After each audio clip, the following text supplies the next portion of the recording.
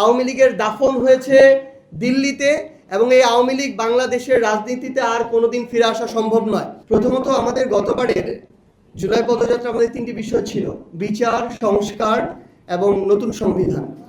তো সেখানে আমাদের এই যে বিচারিক প্রক্রিয়া, এই চলমান প্রক্রিয়াটি আমাদের কর্মসূচির প্রত্যেকটা বক্তব্যের অংশ এবং আমাদের রাজনৈতিক কর্মসূচির অংশ।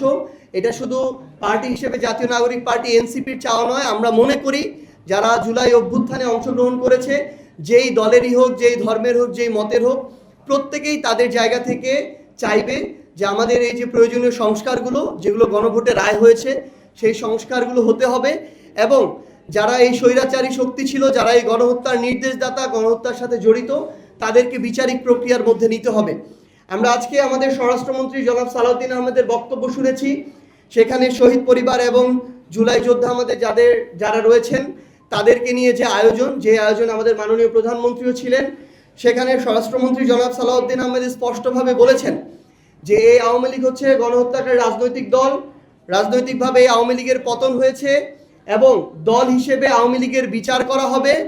আওয়ামী লীগের দাফন হয়েছে দিল্লিতে এবং এই আওয়ামী লীগ বাংলাদেশের রাজনীতিতে আর কোনোদিন ফিরে আসা সম্ভব নয়।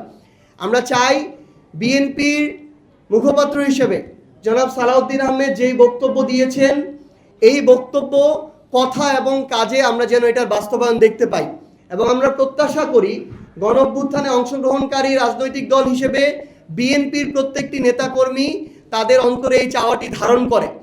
অল্প কিছু আমরা সোশ্যাল মিডিয়ার বিভিন্ন মাধ্যমে আমরা দেখতে পাচ্ছি